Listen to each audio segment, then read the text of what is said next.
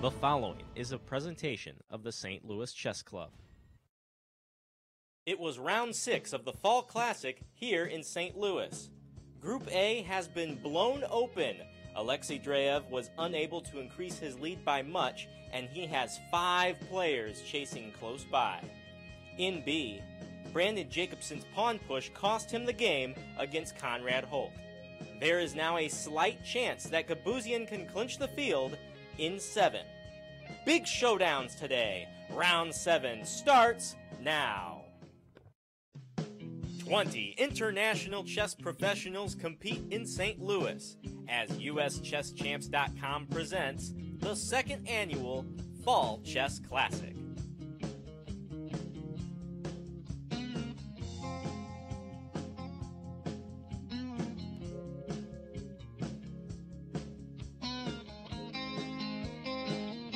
The Central West End is bustling today as our longtime partner, the Coffee Cartel, has its final day of operation. The line is out the door as patrons line up for their last cups of joe. We thank owner Dennis George and his staff for 22 years as an anchor in our neighborhood. But time marches on. And just down the street on Maryland Avenue at a little place called the St. Louis Chess Club, the Fall Chess Classic is underway. Welcome to round 7. Hello, chess fans. Ben Simon here with International Master Eric Rosen. And we have some big games in store today. We do, and while I'm very sad about the Coffee Cartel, I am happy to be here and looking at some hopefully very exciting chess. No doubt about it. Let's start it off, not wasting a lot of time. Let's take a look at the Group A standings after 6 rounds have been completed. And you can see Alexei Dreyev there still at the top, leading by only half a point. He has 5 chasers, Linderman, Kuzubov, Akobian, Hansen, and Bruzone. And in the next 2 days, anything could happen. Now, we do have a result already, and we'll get to that in a moment. So that does affect it just a little bit. But still, anybody's chess tournament here in Group A. And now the standings for Group B. After 6 rounds have been completed, it's a little bit of a different story, as Hovhannes Gabuzian, if the stars aligned, could clinch this group today with 2 rounds remaining. So we will be keeping an eye on his game as he's playing Brandon Jacobson. Okay, so let's glance at our tournament format if you're joining us for the very first time. This is 2 10-player round robins. The time control is game in 90 minutes for the first 40 moves, and then there is a 30-minute addition for the remainder of the game. There's a 30-second increment from move number 1, and the players cannot agree to a draw before Black's 30th move. 30, 30, 30. That's a lot of 30s. It's a lot of 30s. Yeah. Mm-hmm. And now our tournament schedule. We have 2 days remaining after this one. Tomorrow is a regular day.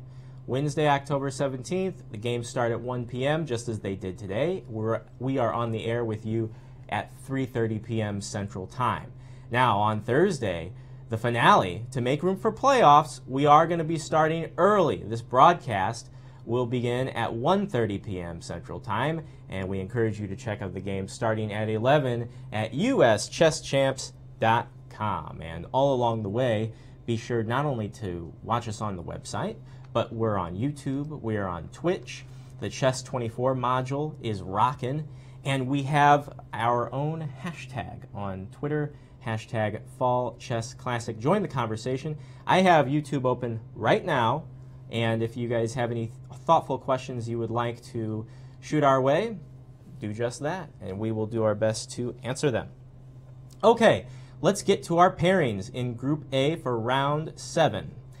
Varuzhin Akobian versus Eric Hansen, Kuzubov versus Svirts, Sethraman versus Bruzone, Robson versus Hammer, and our key matchup, Eric. Right, Grandmaster Alexander Lenderman taking on Alexei Dreyev. This game is already over, one of the quickest decisive games in the tournament. I do want to take a look at how the game has ended. Hopefully we'll have maybe 1 or 2 of these players in the studio a bit later. But Dreyev playing the Caro-Kann with Black, winning in just 23 moves. This is the final position. I'm not going to go through the whole game because we probably will have someone in the studio to take us through it, but just looking at the final position, knight e7, very nice kind of backward but venomous move with the simple threat of knight g6. And Lenderman has to be regretting here his earlier play, given that black's pawns are just so menacing on f3 and g4, and there's really no escape for the white queen on h4, given that it's just completely dominated by black's pieces. All the squares around it are controlled. Knight g6 is simply unstoppable. So very nice win for Dreyev.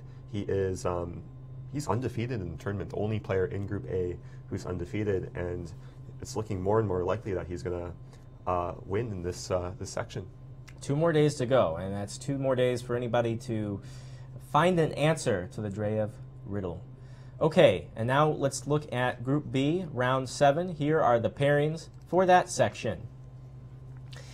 We have Ashwin Jaram versus Sergey Azarov, Elshan Mordiabadi versus Steven Zerk, Danish Borosh versus Chris Yu, Conrad Holt versus Akshat Chandra, and our key matchup, Eric. Hovhannes Gabuzian playing Brandon Jacobson, who is the mystery man. I guess he missed his photo shoot. Huh? That's possible.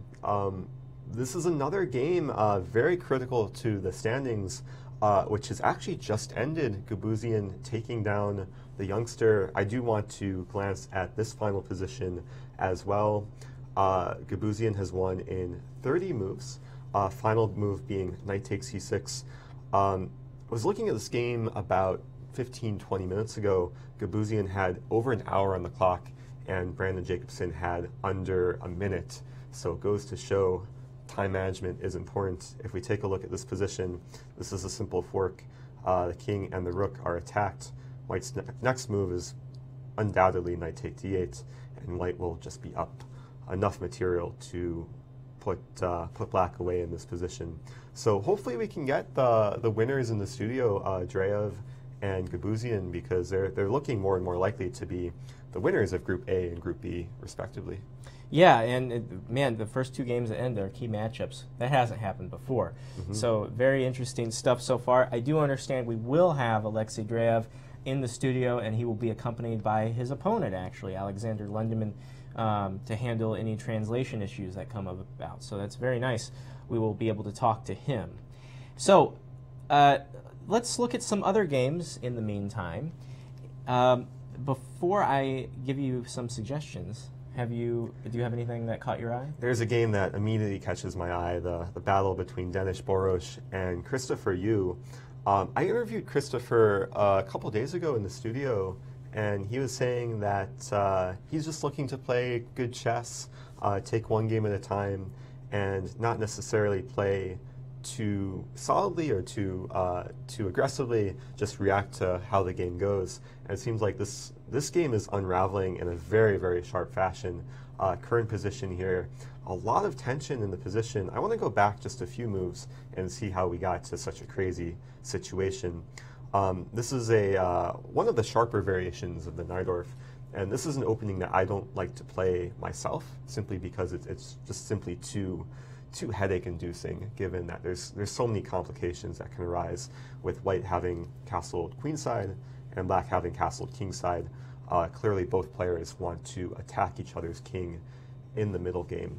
Going forward here, white played a3 to perhaps slow down this b4 push, and then after bishop d7, white expanded on the king side with h4. Queen b6 was played.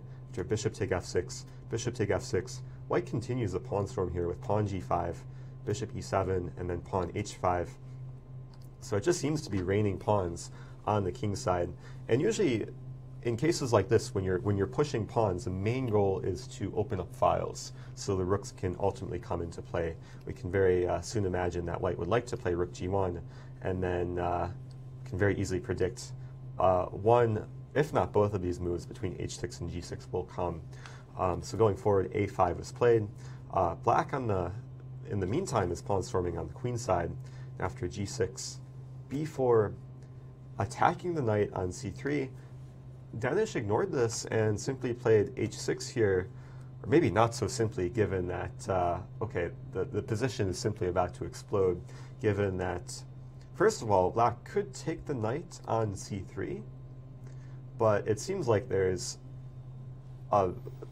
enormous threats on the king side, given that white either wants to take on g7 or take on h7. You can imagine here if b takes c3, I would think white can take on h7 first. And the black king is perhaps running low on shelter. If the king were to recapture on h7, h take g7 is pretty much all she wrote, given that I don't think the black king will be surviving this attack now that the g file and the h file have opened up a simple move like queen g2. And we can have some fun with analyzing the final checkmate in this position. Perhaps king to f6, rook to h6. King is dragged up into the center of the board. And, okay, simple mate in one, queen g3 would end the game. So I'm sure Christopher is searching for ways to avoid his king being dragged up the board like this. But it is a question how to deal with these pawns on g6 and h6. It's a bit funny just to see the pawn tension here. Black has so many different captures to consider. But I do like the creativity by Denish in this position, given that he's just ignoring the queenside play for the time being and just going all out on the king side. Wow, yeah, the world number 2 under 12 years old, Chris Yu, looks like he is in real trouble right here. This is heavy stuff here on that king side. Now, he does have a time to think, which is right. which is very important in this type of situation. I would probably imagine him to capture on g6, perhaps f take g6.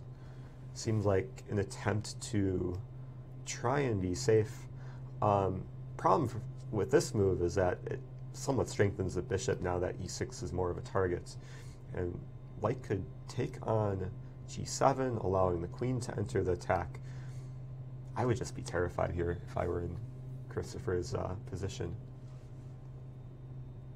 All right, well, we've glanced at this game a little bit. Let's jump on over to Group A, Ray Robson versus Jon Ludvig Hammer. This looks like a pretty interesting game. Yeah, well, queens are off the board, but the position is just almost all of the pieces in white's territory, which is very strange to see. It seems like these knights are just crawling all over white in this case. Let's back up several moves and see how this came to be. We had somewhat of a kind of King's Indian structure without queens on the board, a game of more positional nature. And it seems like around this point, after knight e2, this is where Hammer starts infiltrating with the pieces, starting with knight f4. After knight g3, knight d3 is played. And this is a very annoying knight in white's territory now, where it is targeting a lot of key squares. It is, for the time being, attacking the pawn on b2. Ray decided to counterattack in this position with knight f5, hitting the pawn on d6, prompting black to retreat the bishop to f8. And then I like the move that Ray played in this position, pawn a5, not really worrying about the b2 pawn. If the pawn were to be captured here, there would be the simple rook to b1, and the knight would be skewered, and white would very soon pick up the b7 pawn. So instead of knight take b2, Hammer played knight to f6. After f3, rook c2, further infiltration, and we can see the combination of rook and knight are a bit pesky in this position. It's not so easy for white to remove these pieces. The knight very nicely controls the c1 square, so white can't even really challenge the c file. Going forward here, Ray defended the pawn with b3. Now knight h5, knight to c4, and knight hf4, so the knights are now coordinating very nicely as well. And black is now threatening this pawn on g2. So I really have to admire the way Hammer is just continually improving the pieces and keeping the initiative in the position. Ray responded here with bishop to d2, obstructing the rook from attacking g2. And after rook to c8, knight fe3, and this is where things are getting a bit confusing, given that look at the rook on c2. the rook is actually trapped in this position. I'm realizing maybe Hammer went a bit too far into White's territory. Maybe is now regretting it, given that, okay, all the squares that the rook can move to are controlled by the white pieces. He was forced to sack the exchange in this position. Rook 8 takes c4. After knight takes c4, Ray is now up material, but maybe the Hammer is going for a little bit of compensation here. After knight e2 check, Black is still very, very active. King h2, and now f5. And rook fd1 brings us to the current position where, okay, White is up the exchange, it's Black to move, and Hammer now has to prove some sort of compensation if White can hold on and perhaps eventually neutralize.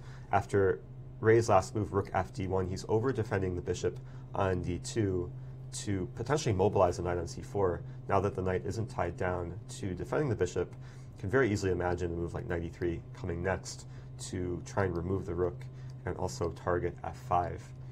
So it's Hammer to move. He does have a time advantage, but a material deficit. And not sure what he'll play next. Maybe a move like f4 to simply prevent knight e3 and gain more space. But I do like Ray's chances if he can stay out of time trouble, of course. What about Hammer's bishop on f8? Is it worth activating that right now? It's a good question. I mean, of course, the knights and the rook are quite active, but the bishop is just such a depressing piece with most of Black's pawns on dark squares. And if the bishop wants to activate, it's going to take a long time to do so.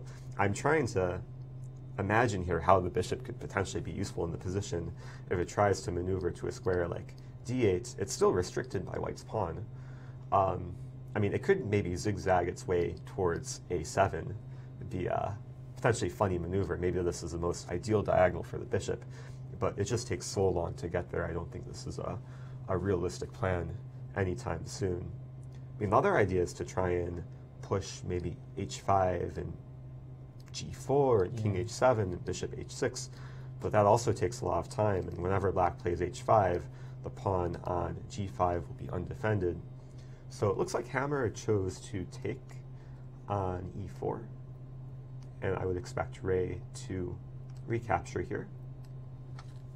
So we see f4 was not played, which means knight e3 is still an idea for White in the position, which if I was Ray, I would be quite excited about. Get the knight to e3 and come to f5, where it'd be a very nice knight restricting a very bad bishop. So a bit curious what Hammer is planning to do here, given that just seems a bit stuck. Doesn't seem like it's that easy for Black to make further progress. Okay, well let's jump over to Group B.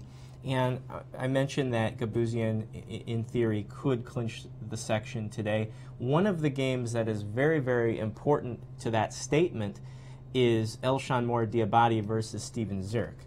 Now, okay, Gabuzian is far and away the favorite to win this field at this point. It could be now or it could be later.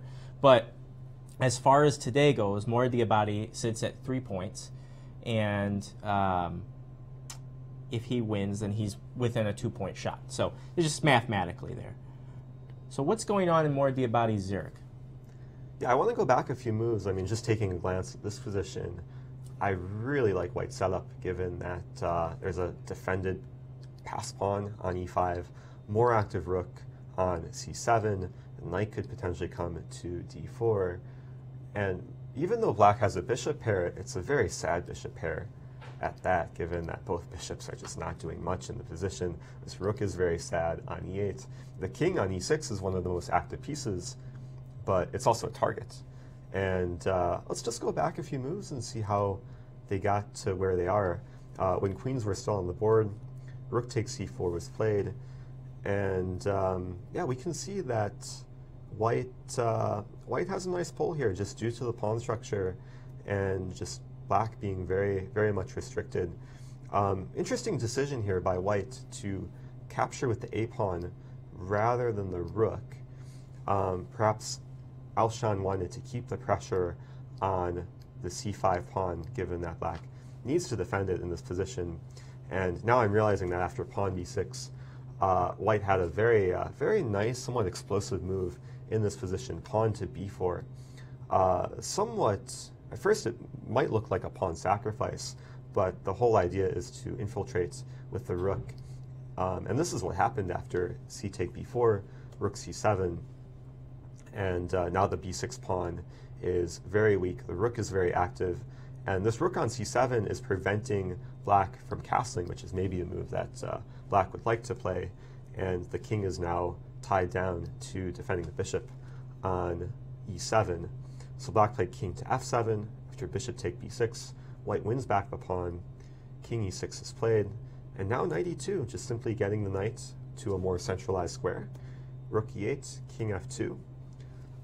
We can see Steven there leaning back, hands over his head. Alshon just seems to be the much more confident player, just based on posture in this situation. This is the first day he's not wearing that hat. That's true. Yeah. He usually has his trademark fedora, which, I don't know, maybe sometimes a lucky charm, but perhaps in this case he can see better without the hat. And we see that, okay, knight d4 is on the horizon. This king might have to move up the board quite soon. I'm curious if black can get away with playing a move like king d5 right away. It feels very uncomfortable, though, for black, having the king as the most active piece. And sometimes in endgames you want to activate your king. You want to use it as an active player in the position. But in a case like this, white's pieces are swarming around, and this king could potentially run into some grave danger. Just to give one funny example line, if a move like rook d7 is played and then king e4, white to move and checkmate in one move. It's all on you.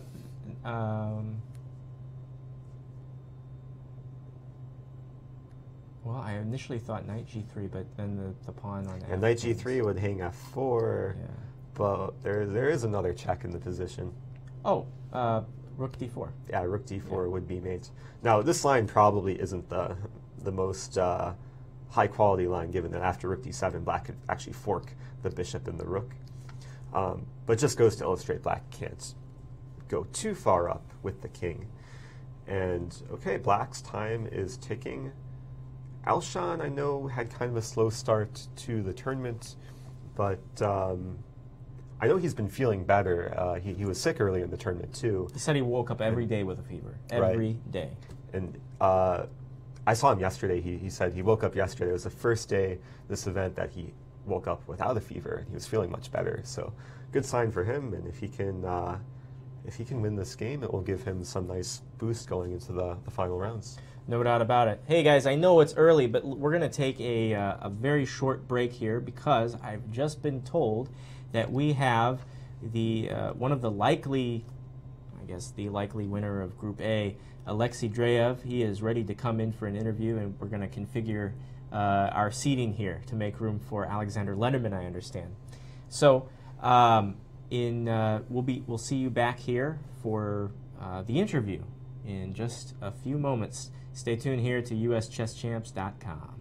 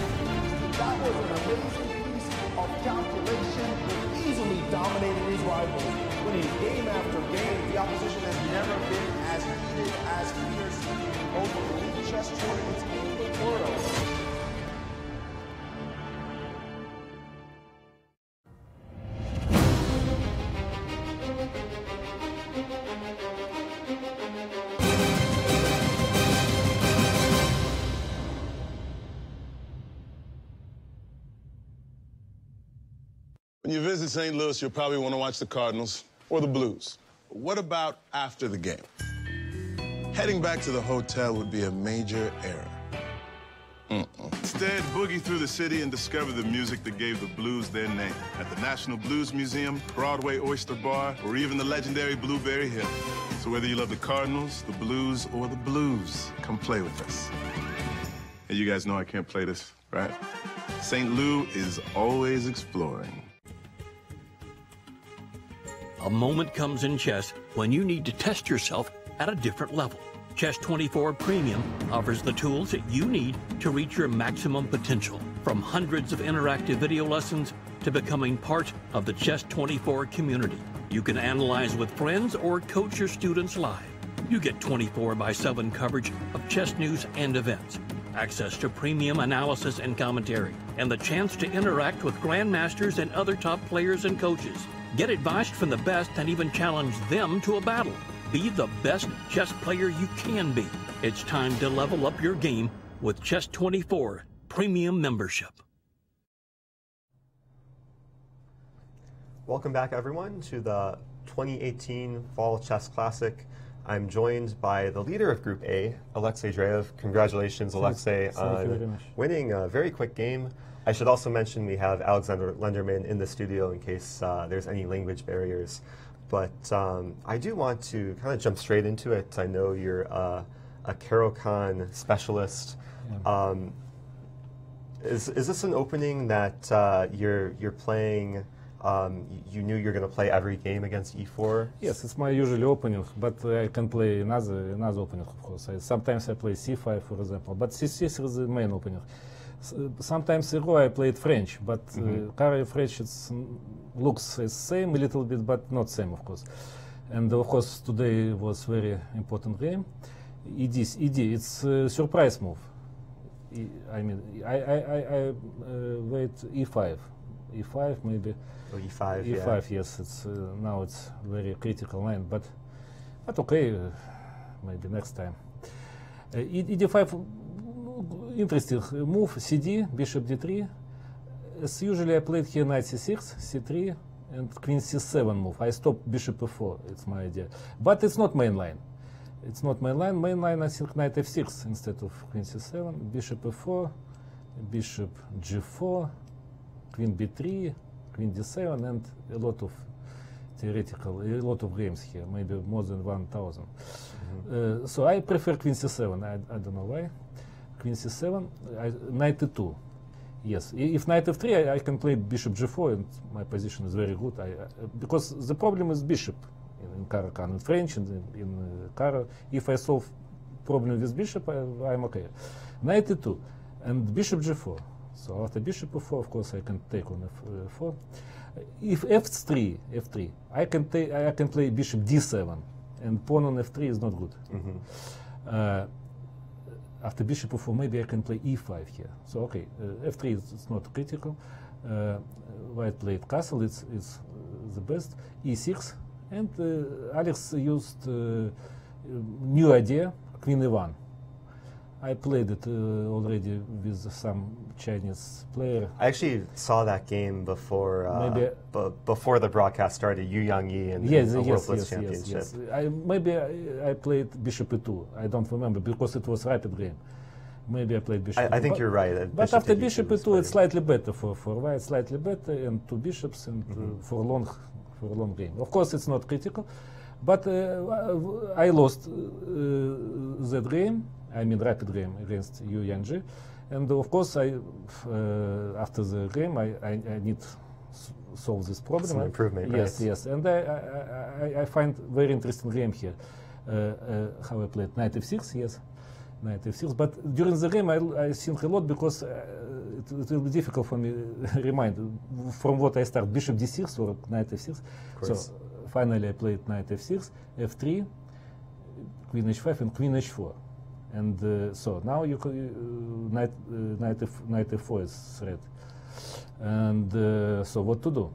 As I remember, in some internet game on Chess.com or somewhere, I played rook g8, but it's good for for maybe it's good for rapid game or blitz, but not for serious. Of course. What is the point of rook g8?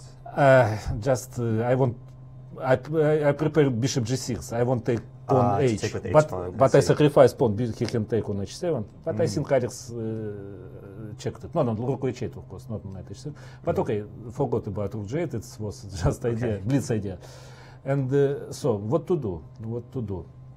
I played bishop d6. No. I play bishop g6. Yes, and very strange. It looks anti-positional because after bishop g6, f g6, I have double pawn. I have bad pawn on a6, but it's not true. It just looks anti-positional. It's absolutely normal for me. Absolutely normal. And black, I think black position is absolutely okay. But of course, it's unclear. If he play knight f4, I can play just king f7. King f7 and bishop d6, rook a8 and king g8 if necessary. But it's not necessary. King on f7 is good. And sometimes I'm ready for e5. And I can say that his pieces, maybe if pawn on f2, knight d2, knight f3, white position is much better. But when, yes, but pawn on f3 stay not so good, I think, not so good. That's why I can play so strange, because it looks strange, really strange. For first view, it's strange for both players. Amateur playing, right? But it's not true. Of course, it was preparing how he played bishop f4. Yes, as I remember, White played bishop f4 in game which I analyzed, but I forgot who played. Knight d2, e5. Yes, it's critical. I afraid instead of knight d2, I little bit afraid during the game king h1 move. King h1. Why afraid? Because I can play e5 now. Of course, because I just can't. No, it's a mistake, of course. And I need to take on b2. He invited me to take pawn, knight b2, knight d2 now. I remember evaluation, black is okay here, maybe better. But during the game it was not so clear, understand what's the best move here. Because I'm sure black is okay. If you ask computer, it will be okay for black, maybe better. But during the game it was not so clear. Maybe it was good practical chance for white. But okay, so it was. But I can't recommend it, of course. Knight d2 is much better. Knight d2. Now e5. e5. So I solved my problem with pawn. e5. Bishop. How he played? Bishop e3. Yes. Bishop d6. And just finish my development. Knight b3. Not necessary move, but normal. Protect pawn b2. Castle. And queen g5. Maybe queen g5 looks unnatural. Unnatural. Queen g5. But maybe not mistake. White afraid e4, I think. No, not here. I mean, if I play rook e1, for example, normal move, maybe my opponent afraid e4 somewhere. Maybe now, maybe after rook a8, not now. After rook a8, I don't know. In some reasons, he played bishop queen g5. It already looks very pleasant for black after e5. No, it's queen f2 was possible, queen c7. No, I solved opening problem, but I can't say that I am better. Just equal, I think equal. Playable equal for both sides. Queen g5 looks a little bit strange. I don't know, still don't know computer opinion about this move. Maybe it's not a mistake, but looks a little bit strange. Queen c7. Now, yes, he must protect. And knight g3. Knight on g3 looks not so good because my pawn g6 is stop knight. Yes, it looks like good geometry for me. And but knight g3 is normal move, defense move, just defense. It's not attacking move, of course. Just protect pawn on h2. Knight g3, rook a8, of course, normal move. And now, I don't know, bishop f2 maybe. Bishop f2 not so good, but rook a1 was necessary. Rook a1, as I remember. We analyzed with Alex 5 minutes ago this position. Maybe white is normal here. Maybe some problems. I forget. What we analyzed after rook a1? I think it was e4. I E takes d4, and then some E5. You take d4, rook e5. Yes. That's why Alex played bishop. takes d4, then bishop f4. So it was just a little bit awkward for me. No, well, the real problem was that at some point I just blundered. Yeah, it seemed like bishop f2 was perhaps the first key mistake. Looks a little bit strange, bishop, but F4 it's positionally it's normal move, but it's blunder. E4, after E4, white. So this is actually instructive because after E4, well, first of all, I underestimated E4. I was mostly calculating ED and bishop f4, making sure my queen wasn't trapped. But there, I thought I was fine. So I kind of underestimated E4. I didn't look at it very hard enough. And then I realized that E4 is actually rather unpleasant. But then I thought I had a clever move, bishop E3. But as soon as I played it, I realized there's this H6, Queen G6, knight E7. Typical. Let me slow down there because I don't think the online audience are following you. But after bishop E3, H6, Queen G6, knight E7 is what you're saying. Yeah, and the queen is just trapped. To miss these backward moves, I was mostly just assuming the H6 doesn't work. But as soon as I played bishop E3, I realized, oh, H6 works, and I'm just losing basically. Yes, bishop E3 is serious mistake, blunder. But I think the queen I think white have a problem already. Maybe black position is better. Yeah, it just seemed like the white pieces were just in the way of each other, like the queen. But yes, after H6, no chances. Queen H4 takes. The finish was very nice. Maybe bishop H6 was the best chance. No, sorry. Rook F3. No, rook F3 maybe was the best chance. G5 and bishop G5. What to do? Okay, it's not sacrificing. Just only move. AG, Queen G5. No, I thought just bishop G3 though. Bishop G3, Rook G3, and I saw about Rook F7 move with knight A4. What about Rook E2? Rook E2, I don't like active moves.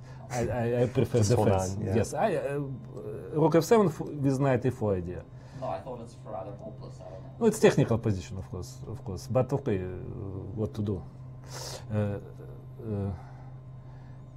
White played, Alex played Rook E1. It's worse than Rook F3. Of course, G5 and it was just a matter of trapping the queen. Knight E7, nice move because after bishop H6, knight C7, bishop H6, knight G6, Queen G5.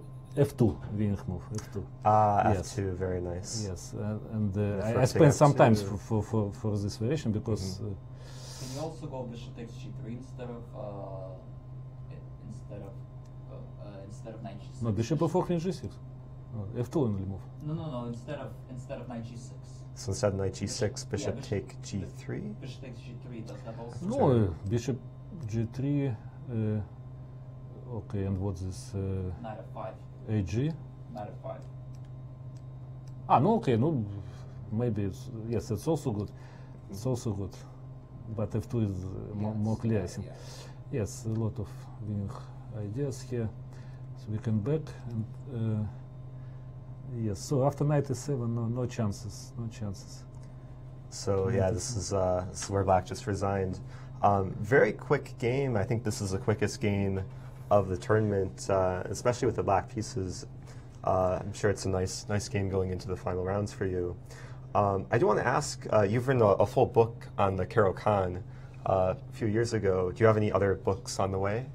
Yes, I work about endgame book, and very soon it will be published.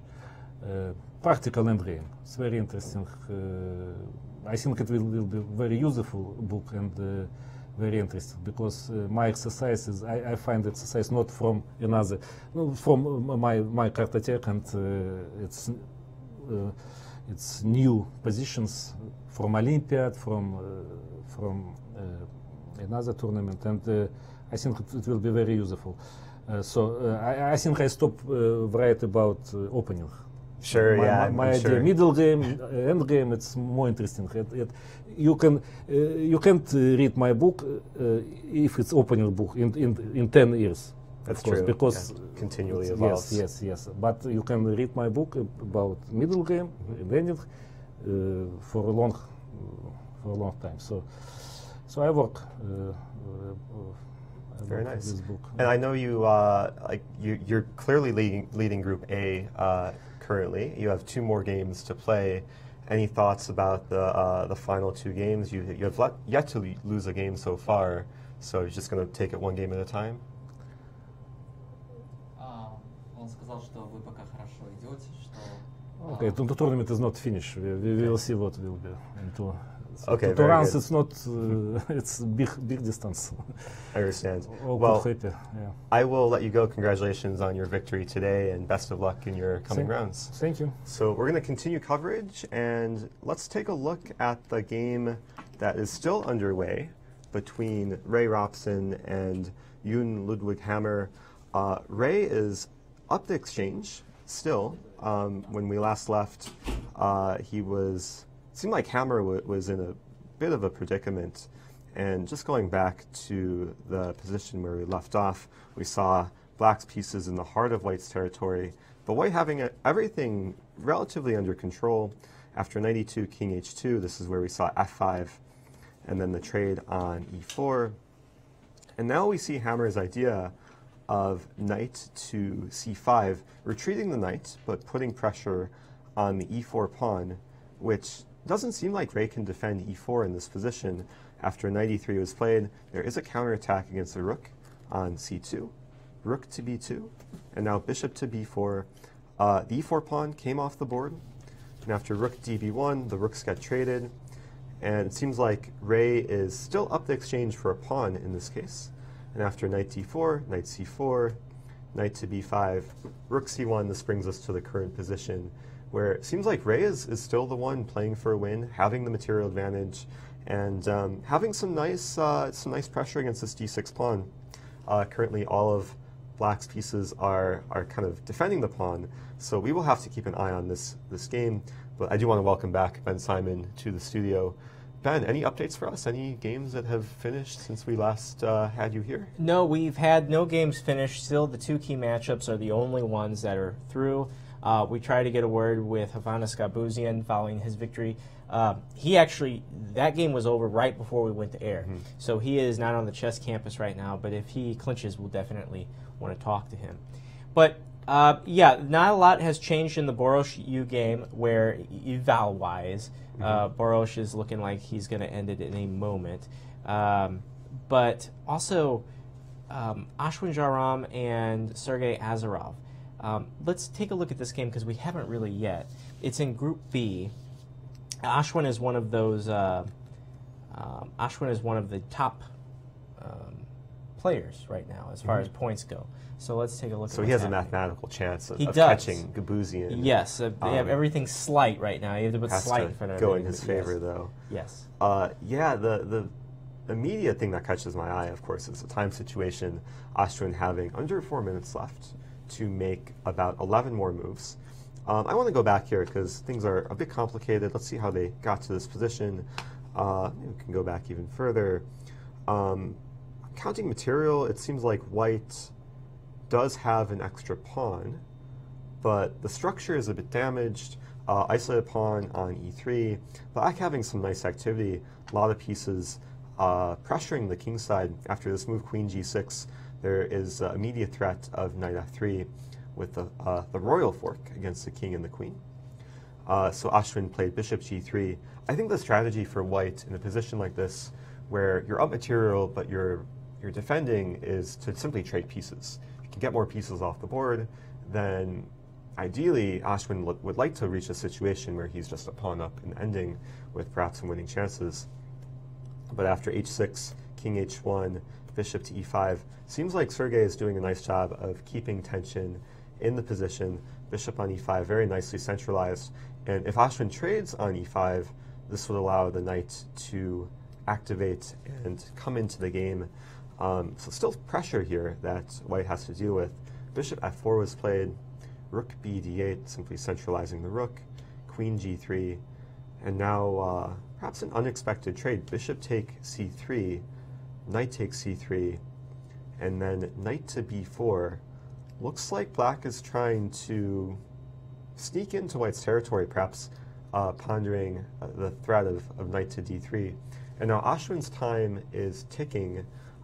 He has fallen below 3 minutes. And normally, if a knight can enter the territory, we see this a lot in many different middle game scenarios. We saw this in the game between Hammer and Robson as well.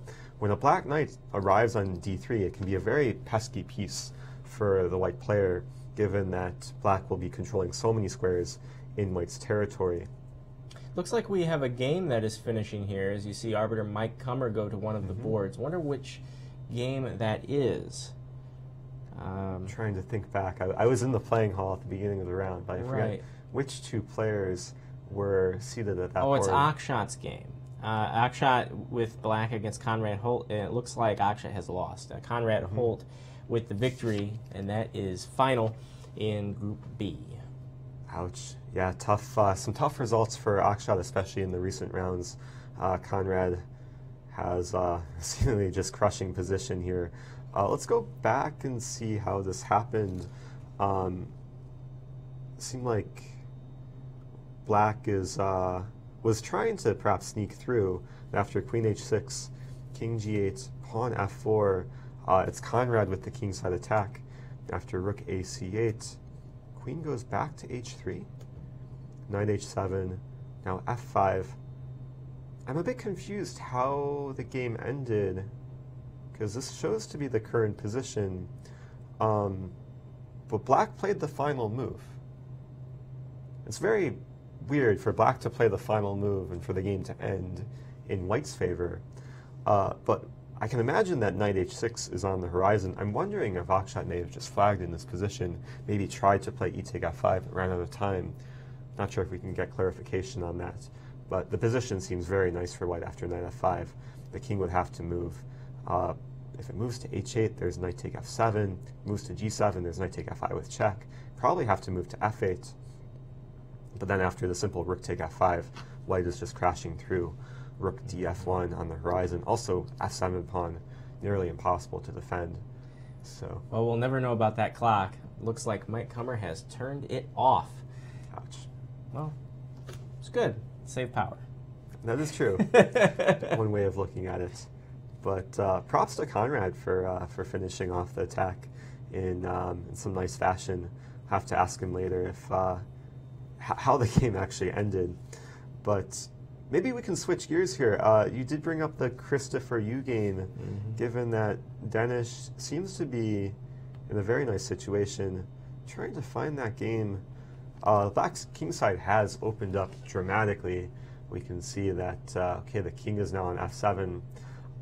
It's funny, when we last saw this game, there was a pawn on b4 attacking a knight on c3. This was over a half hour ago, and the pawn is still attacking the knight.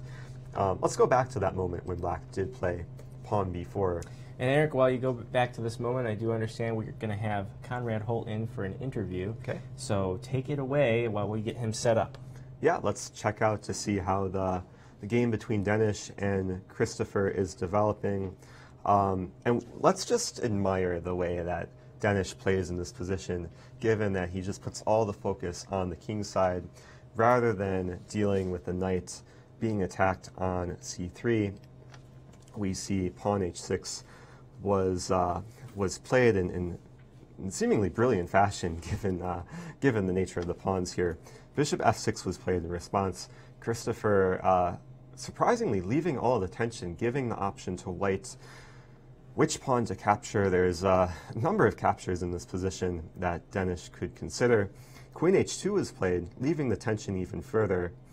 It seems like tension is just a theme of this game, given the pawn tension on the king side, the tension on the queen side. It's incredible how both players are just not releasing the tension, but trying to improve their pieces. Rook f8, trying to further increase the tension. And after h take g7, bishop take g7, now the dust is sort of settling, but after the king lands on f7, I would be terrified if I were black here and the bishop is staring down against this diagonal, combined with the knight pressuring e6, and then of course this king side battery. Seems like white has a few different options to consider here between queen h5 check, maybe queen take h7, and both players running low on time, but I do like white's chances to come out on top, given that he's been able to keep the initiative. So we'll keep an eye on this game, but I do want to welcome Conrad Holt into the studio, first time joining us. Congratulations, Conrad, on a nice victory. Thank you. So I want to go back. This is a game that we haven't been taking, didn't really take a close look at until the final moments. First of all, I want to ask about the final position, because the last move that we had on the broadcast was e take f5. Yeah, he lost on time while playing this move. Oh, so he did flag. Okay. Yeah. But it seemed like you were just crushing anyway with knight h6 coming. Yeah, take us through the game. I know it was a somewhat of a sharper opening variation. Was this something that you were preparing before the round? Nope. No. So what were you expecting against Akshat? Like a Moscow variation. So yeah, I've played Akshat many times and I've looked at many of his games, but I don't recall him playing this specific variation with d take c4. So were you completely caught off guard, or were you prepared to a certain point in this game? Well, I mean, for like the as far as like queen e2, I think is the theory. Okay, so going forward, and then very far. I mean, I knew the general ideas of like knight g3, bishop d3, queen e4, and stuff.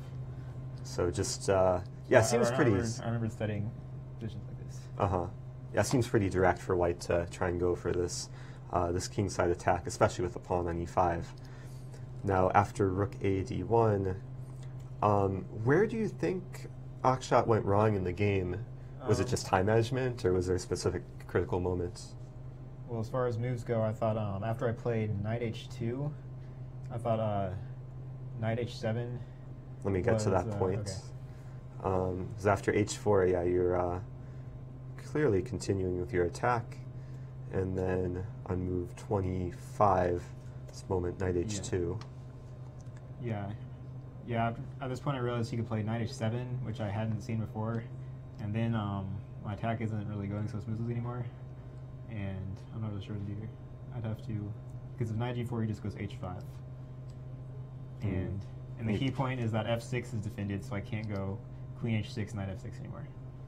So yeah, you could enter with your queen, but it seems like just not enough defenders on f6. At this point, do you remember how much time he had left after knight h2? I think like 6 minutes. Which is not a lot of time to make 15 more moves. Yeah. So he played queen d5 instead, and this is where we see knight g4. And did you feel very confident that you were going to win around this point?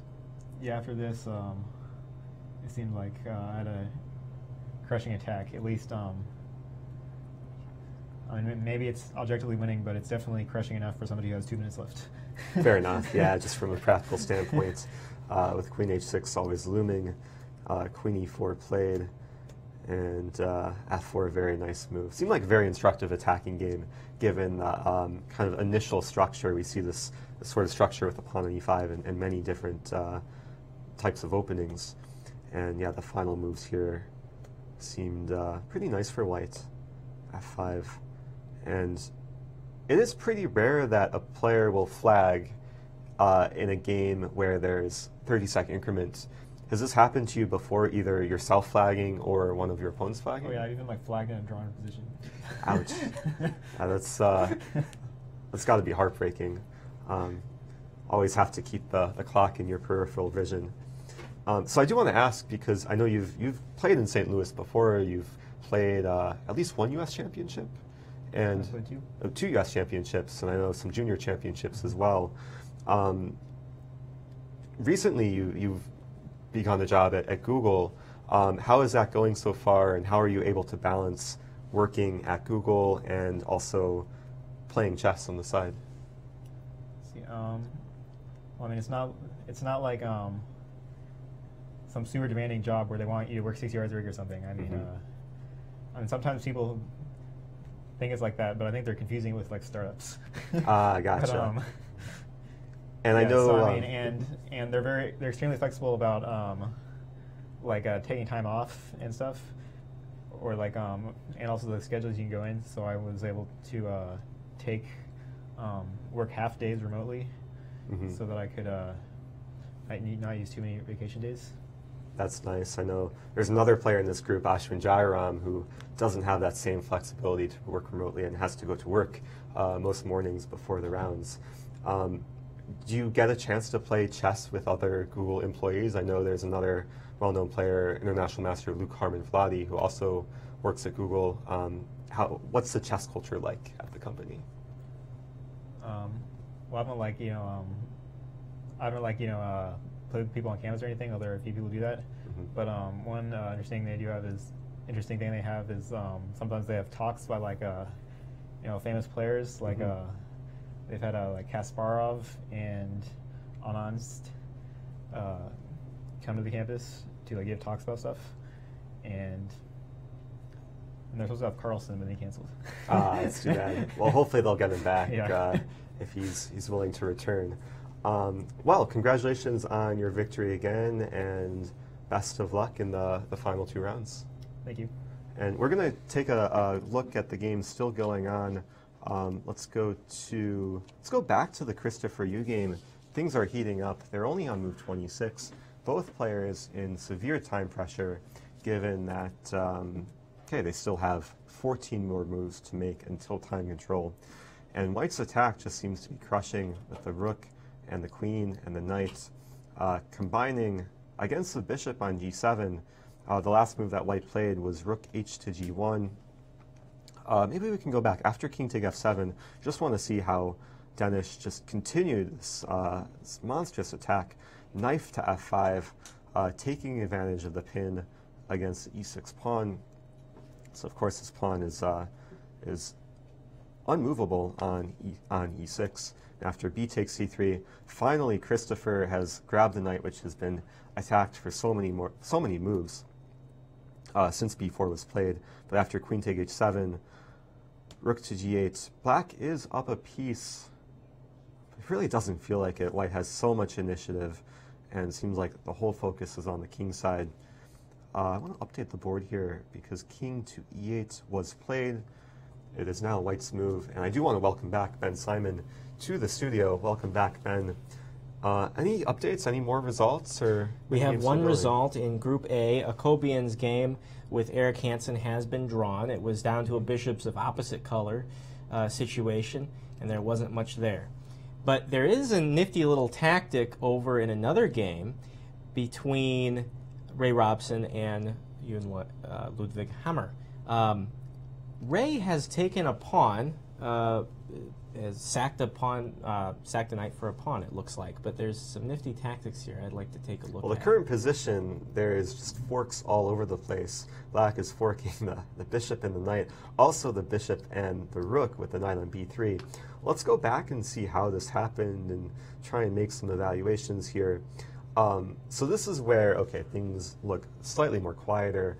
Knight d4 was played, and we see right here grabbing the pawn on e5. This is actually a discovered attack tactic, simply because the rook is now being discovered along the open c file, and if black were to take back on e5, White could hammer down with rook c8, pinning the bishop to the king, and there would be no defense to rook take f8 in this position. See what you did there, very nice. Thank you. So after knight take e5, Hammer decided to play knight c5, obstructing the rook, keeping the attack against the knight, also threatening knight take b3. And now bishop takes c5 was played. After knight take b3, looks like Hammer is winning back some material, but I mean he's currently down a full rook, so even if he wins back a minor piece, he will still be down the exchange.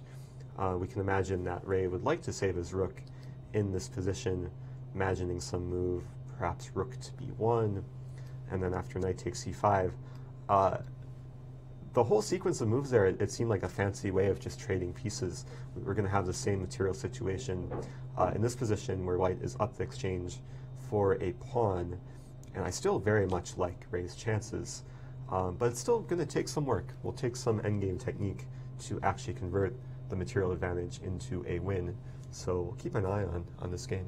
If we jump over to Group B, I think we're about to see a handshake between Boros and Yu as we've seen that game progress to where, well, mate is calculated as just being a few moves away. Mm-hmm.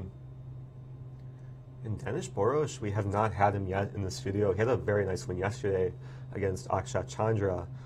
Maybe we can get him for an interview after this game if he does manage to convert. Going forward here, all the focus was on G7, and Christopher Yu decided it's time to run King E8. And there it is. Trying to find safety, but now we see the Black King has fallen over. That's 2 wins in a row for Denis Borosh. I don't see that too often. That's very cinema dramatic-like, you know, with the king lying over there on the side. It's what every child thinks the chess world is like. But then again, Yu is 11 years old, so it's interesting. There's Kummer with the official placement. Congratulations to Denis Borosh. Yeah, I can't say that when I resign in a chess game, I tip down my king. I just pause the clock, shake the hands. Yeah. I'm not willing to. It's not dramatic enough. Go down so dramatically. Exactly. Okay. In other news, in Group B, Mora Diabate and Zerk. This is another one that kind of stands out at this moment. Yeah, and things are getting tactical. The end game is the stage of the game where tactics are still very relevant, especially when it comes to passed pawns. I want to go back just a few moves, see how this pawn landed so far down the board. After e6 was played, king d8, knight c6. Seemed like black was just under constant pressure. Now e7. White is threatening to promote. King d7 was played. Rook d5 check, sacrificing the knight. Of course, if the king captures a knight, which was played, the pawn can simply promote in this position, and that's what we see Alshon just doing there. D8, E8 queen was played, and after king take D5, we have somewhat classic material imbalance. White having a queen for a rook and bishop, rook, bishop, and pawn. So from a point value standpoint, it is maybe balanced material, but in many cases, the queen is just so much powerful than the rook and the bishop, because, especially in a case like this, the rook, the bishop, and the king are not so well coordinated, especially this bishop completely out of play on h7. And now it's white to move. Alshon has his time to perhaps savor over the number of different checks he can play to start attacking the targets in black's position. It looks like he can very easily pick up this g7 pawn whenever he wants, or even the h4 pawn to move like queen d8 could be a simple fork, given that it attacks the king, the pawn, and the rook. Just seems like a very fun position for white to play. Yeah, for white, definitely. The fortunes have definitely turned to the negative for Steven Zerk today. It looks like someone just kind of opened up the chess bag and dumped the black pieces at random spots. There isn't a lot of coordination there, and white has so many options. Good for Alshon, though, on the healthy upswing here today in St. Louis. It's very true. So, good number of decisive games, it seems like, given that we've already had a couple of victors in the studio. Yeah, in Group B, 3 white wins so far today, and it looks like Alshon is he's looking pretty good here, so that'll be 4. And then we have a rook and pawn endgame in the final Group B game between Ashwin and Azarov. Did you have anything you wanted to look at in Group A, though? We can take a glance at this game between Ashwin and Azarov, because it's the type of position, it should be a draw, but black has some very nagging advantage. Not only with an extra pawn, black does have 3 against 2, but also perhaps a more active rook on b5. Now I'm realizing, okay, after black's last move, king to f7, black also has a more active king. If the king can perhaps walk its way to b4, it could potentially be more quick than white's king in entering the queenside territory, as white is still very far away on h1. So I would guess that Azarov is going to play this for a win, we can imagine, okay, white would like to get the king back into play after king e6, king f2, king d5, king e3. It seems like b4 will be the main entry point for the black king. And this is around the time where Aschwin will really need to start calculating not to allow the black king to come and just easily win the pawn on b3. If king d3 is played, king b4, we might see some endgame like this where black seems to be dominating. Now, I'm realizing there might be a funny line here. If rook to a1, king takes b3, rook b1 check, black king does become a little bit stuck on the edge of the board, would have to move back to a4 to defend the rook. After rook a1 check, king b4, the king could escape via c5. So I would think if the players get to a position like this, then black has some nice winning chances. But going back to the current position, it is Aschwin to move. And Aschwin might be realizing that black's king is quite fast in this situation and maybe considering some other options. Ooh, another option maybe to consider, so if Aschwin realizes that it's just going to be a long, slow loss in that king race, is there any way to entice the A and B pawns off the board, both of them? Yeah, that's a very good point. It would be the dream situation if both of these pawns come off the board. Should be a very easy draw for white. I don't know if white can force this in any way, though. Rook a4? The rook could activate. This would allow black to capture, and then white would be very happy. Yeah. But black could just start marching the king after king e6, and then the plan would be to get the king to b6, defend the pawn, and put the pressure back on the b3 pawn. So this is another idea that I'm sure Aschwin is considering. In addition to potentially activating his king, he could try and consider activating his rook. And there might be some idea of swinging the rook over to attack the pawns on the king side, but then there would be a nice move for black pawn g5. And the rook on b5 is very nicely placed, defending both pawns while pressuring the pawn on b3.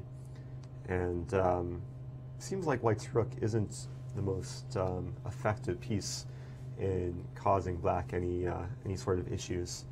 Seems like black has everything under control.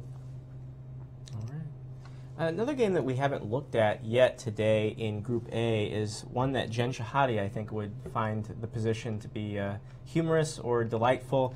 Setherman versus Bruzon. And I say that because you'll notice that the current position kind of looks like a heart. Do you see that a little bit? She likes those puzzles. I'm really trying to see the heart. Oh, come on, it kind of looks like a heart up there. Ooh, okay. Now I'm beginning to see it. Very imaginative. You need to be creative. Yeah. Let me try and draw the shape. Oh yeah, you can do that. You can try and draw the heart shape. This and this. When I teach younger students, I show them. That was a little bit lower, C7 and D6, but you know, it my works deepest too. apologies. Yeah. But something like this, right? Yeah. And the white pieces like that. If rook d2 is played, then maybe the heart will be a bit more aesthetic. But Well, you know the last move, the knight just moved from D2, so it looked a little Ooh, bit the more, last move. Yeah. So, And then white, okay, so white would have had to play queen g5 and then king d8, and then we would see the heart. Just to illustrate this, this would have been pretty magnificent. I'm sure viewers get the point. I like it enough already. Okay, so what's going on in this game? Bruzon at 3.5 points in the standings for Group A, one of the front runners. How do you assess this chaos? I mean, it is messy. Both kings have castle queenside, not something you see every day coming from early on in the game. And speaking of chaos, we should immediately note the time situation.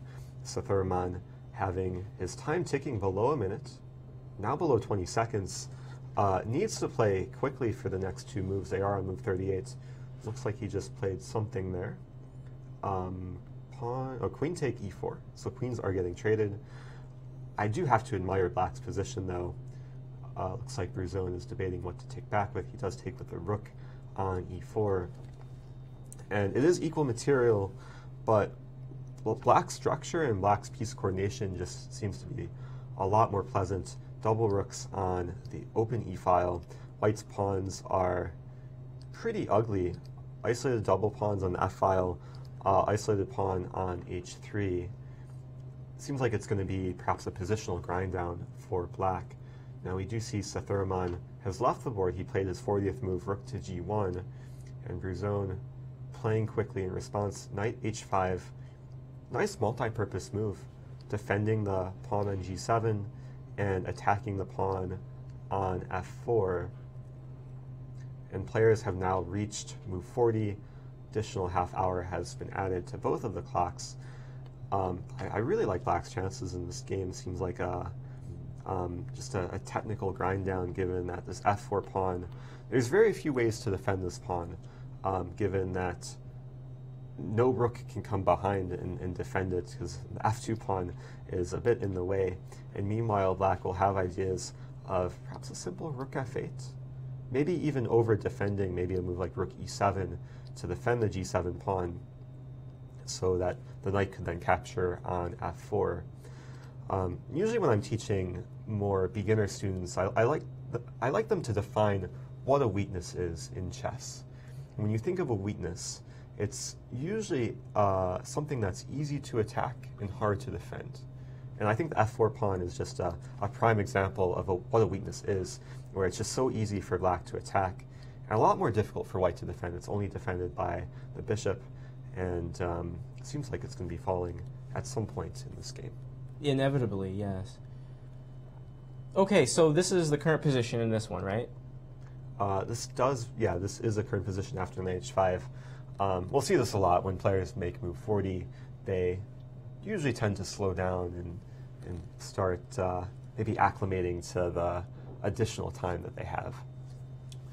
So, fresh off of his victory in the dramatic king-tipping game, we do have Danish Boros about to come into the studio. But I do have to mention, in Group A, there is still one game we haven't looked at all, as far as ones being in progress, and it's the game Kuzabov and Svirts. We should maybe stop in and see that while we get Boros hooked up. Certainly. Yeah, let's go back and see what's going on in this game. Seems like a very nice space advantage for white, given two very nice center pawns. Let's back up several moves and see how they've reached this scenario. We could even go back all the way and check out the opening. Haven't seen too many openings today, given that we do start about 2.5 hours into the round. So we'll see that, okay, the players entered very kind of trendy opening these days. High-level chess, just a Slav formation from black, in this case a semi-Slav, which is actually very similar to an opening that I like to play with the white pieces. The London opening, in this case, black's setup is very reminiscent of the London, trying to develop the pieces in the most harmonious fashion. After knight h4, white is going after the bishop pair right away. Bishop to e4 was played, f3, and then bishop g6. So it seems like very soon the knight will capture on g6 to win the bishop pair. And that's what we see just going forward here. Knight take g6 was played, h take g6, and rook to c1. And this is around the point where white was perhaps happy to be solid, and of course later on in the game extended with e4. Now for anyone watching online, you can view all of the games on uschesschamps.com. But we're going to have to go away from this game for just a moment, because we do have a special guest in the studio after a thrilling win over the youngster Christopher Yu. It was crazy. Yeah, we were taking a look at the game when things were getting crazy, and I do want to get your thoughts on the game, because there was a spectacular finish, just all of your pieces around the Black King. We had to spend a lot of time calculating, because one mistake and you're done. Of course. This is the Bishop g5 Najdorf, which is interesting because this is the specific line that Spassky prepared. Actually, yeah, Spassky prepared against Fischer. No. So Spassky prepared together with Karpov to play the Bishop g5 Najdorf. So the bishop g5 Najdorf originates from this Spassky Karpov. Interesting. And I'm sure you're a lot more familiar with the history than me. Do you prefer playing this more kind of aggressive and creative style of chess, or do you prefer the more quieter position? Well, sometimes you have no choice, and sometimes you have to play conservative, but, you know, it's never too bad to mate. Of course, that's very true.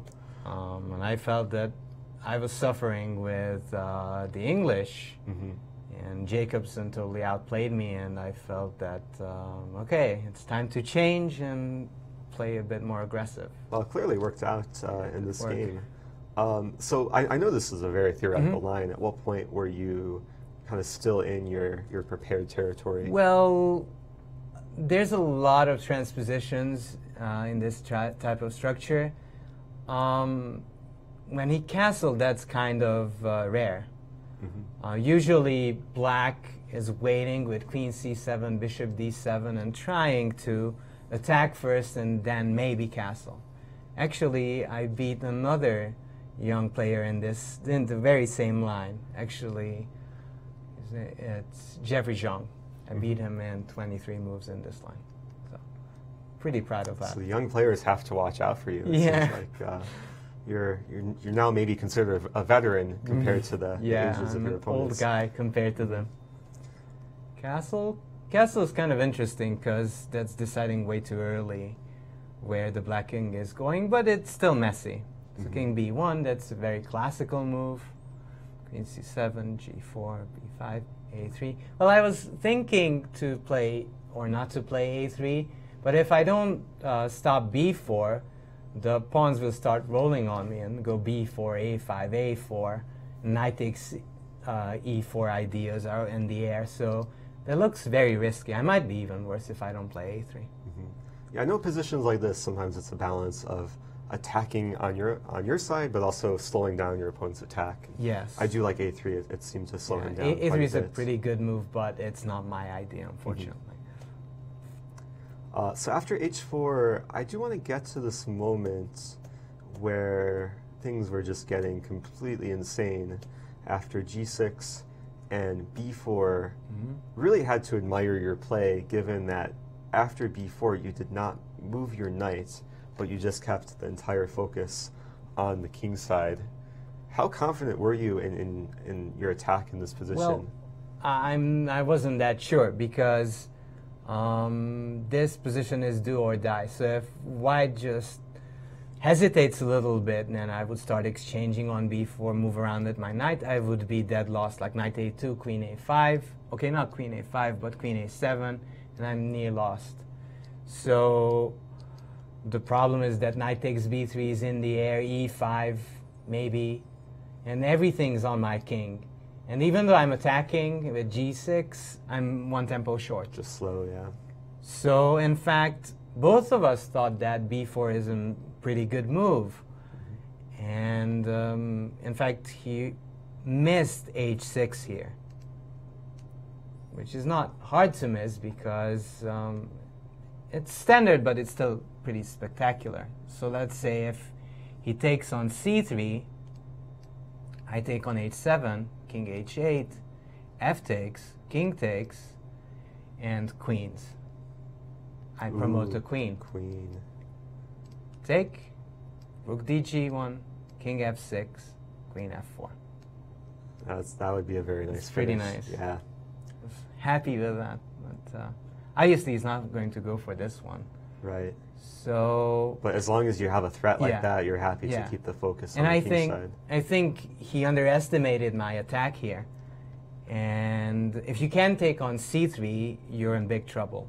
Actually, he played bishop f6. I think that's not the best. I was considering f takes g6, h takes g7, rook f7, knight d5, e takes, bishop takes d5, b takes, b3, a2, king takes a2, a4, b4, bishop f6, rook takes h7. Wow. So bishop takes g7 is the only move in my calculations. Just to show Yeah. for the viewers, Yes. the rook on h7 Exactly. can't really be taken because rook h1 check? Yes. And then king takes g7, Check. check, and And then queen takes g6. or even queen h7. And queen looks h7 is even nicer. made here, right? into. Yeah. So rook take And- h7, pretty spectacular move. But rook takes h7, and the line continues, bishop g7. And here I was calculating rook h8. King takes h8, bishop takes f7. Now it looks a bit drafty on my king side, but it's pretty drafty for him too. So I thought he has to play bishop f8 because rook h1 is very strong. And if the bishop moves to e5, queen h6 mate. Mm-hmm. So he would have had to play bishop f8. So I was considering queen g5, setting up queen takes g6 mate after rook h1. So he has to play d5. B takes c. Oh wait. Yeah, b takes c5, queen a6, rook h1 check, king g7, queen e5, and queen f6 loses to rook h7 check, and I'll take the queen. But if king takes f7, I'm checkmate with the queen and rook with rook h7. Mm-hmm. Just to show that out Yeah. too. This would be move 36. Yep. From a line that would have deviated from the game on move 20. Yeah. So when you were playing the game, did you see this line I saw this all the way line, through? yes. Wow. So that's 16 moves ahead. I which, mean, I had to, otherwise Worse. I'm worse, yeah. I'm just Yeah? making a note of that because sometimes Okay. it's mind-boggling for the mere mortals who are watching online to imagine thinking I had 16 moves in these crazy variations. Yes. And I mean, I spend a lot of time thinking about this, so this is not easy calculation. Mm-hmm. So we were both going down to 20 minutes, then 10 minutes, and down to 2 or 1 minute. So he went bishop f6, and like, I'm very close to winning, but one mistake and he's back in the game. Mm-hmm. So I played queen h2, renewing the threat of queen takes h7 mate in the upcoming future. Because let's say if I would have taken on g7 first, bishop g7, g takes h7, king h8, and if I don't mate somehow quickly, I might even be in trouble. Mm-hmm. So queen h2 I think was accurate. Rook fb8, h takes, bishop takes, g takes f, king takes, And knight around f5, here, it yeah. just seems so fun for white. Yeah, I mean, now it's great, but still, you're shaking in your boots because if you just blunder your pieces on the queen side, you're losing. Mm-hmm. So, but thankfully everything comes on tack. So queen takes h7, rook g8, rook g1, and now rook g7 is just a huge threat. And black's main problem is that the queen is way too far away. And if that queen would join somewhere on f8, maybe there's some hope, but it's just too far. Just out of play, yeah. Yeah. So I mean, yeah, to play king e8, well, there's many good moves, but I felt that rook d6 is the cleanest. Mm-hmm. Queen b8, knight g7, king f8, rook d7. And after knight d7, I have knight e6 and rook g8 mate. So it was a pretty adventurous game, but Certainly thrilling for myself and for Mhm. everyone watching online. This is 2 wins in a row for you? yeah. I know maybe you had a slow start to the tournament. Yeah. Do you believe in momentum in the sense that if you start winning games, Uh-huh. does it give you more confidence, more energy?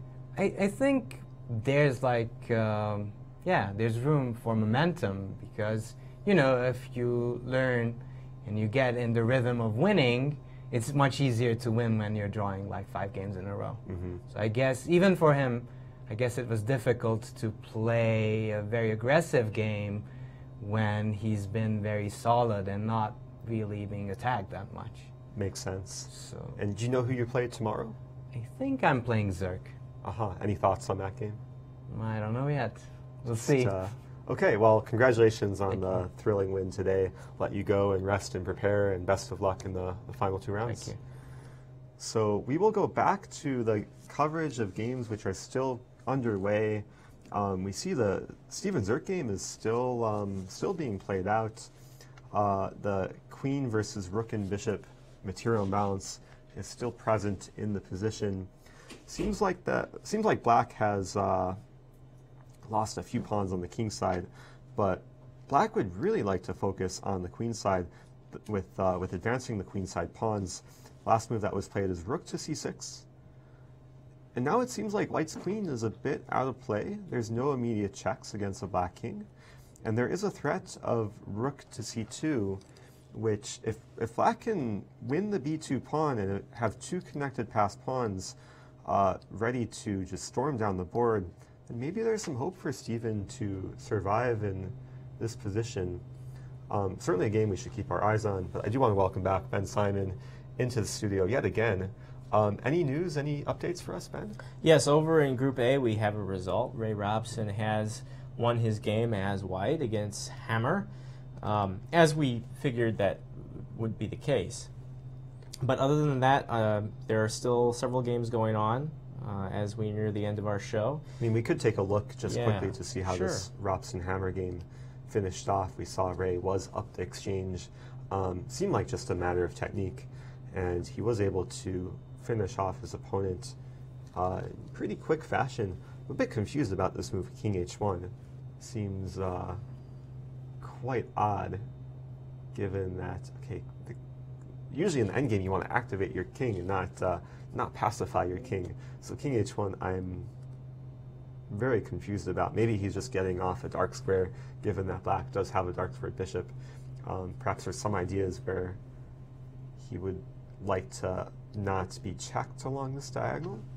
But going forward here, King G7, G4, just fixing the king side pawns. King F8, now the rook enters B6, and now we see very glaring weakness on D6. Now I'm realizing that maybe Ray's idea with King H1 was the fact that if the king were still on H2, going back to this position, if he plays rook B6 immediately, now I'm realizing Hammer would have this resource, bishop to D8, attacking the rook, and if the rook takes on D6, there'd be bishop to C7.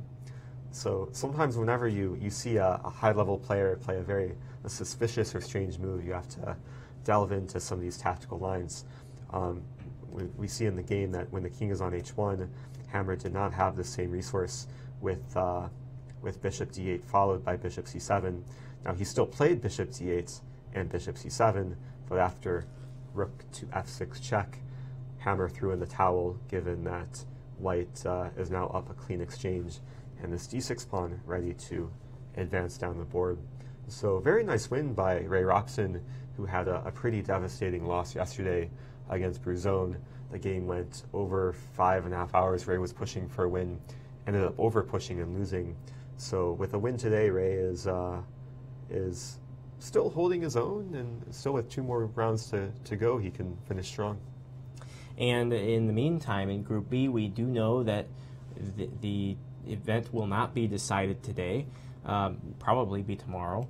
But that's going to do it for today, guys. But before we go, I'd like to talk about some upcoming special programming that the St. Louis Chess Club will be presenting. You know, the Fall Classic is just one of 4 seasonal big events, these invitational only, where we invite these 2,500, 2,600 level players to St. Louis. Some are competing for norms. Others is just here to shut the opposition down and take home the prize money. But coming up after this, we're not going to make you wait long for the Winter Classic, because it's just next month. Same format as this event, starting November 5 at uschesschamps.com. And you can check out the roster as it becomes available at uschesschamps.com as well. After that, we have the 2018 St. Louis Invitational. It's 2 10-player round robins, but this is all about the norms, the building blocks to the titles of chess. We have a Grandmaster Norm section, an International Master Norm section, and we'll see who the superstars of tomorrow are when they emerge from this invitational event starting November 16th at uschesschamps.com. And then on the world stage, it is the World Chess Championship 2018. You know it, Magnus Carlsen versus Fabiano Caruana. are playing in London in a 12-game match starting November 9, and each day we will have abbreviated coverage and commentary by Yasser, Jen, and Maurice. It's Today in Chess, and they won't be covering just the World Chess Championship. They will be covering the World Women's Chess Championship as well. Big news there. It's a 64-player knockout as the champion Zhu Wenjun heads in to that big event trying to retain her title. Who will emerge? You know, Sabina Feuser and Irina Krush are playing under the USA flag. All right, and then finally we close out the year with the long-awaited finale to the Grand Chess Tour in London. Once again, it's going to be one heck of a month in London, I'll tell you what.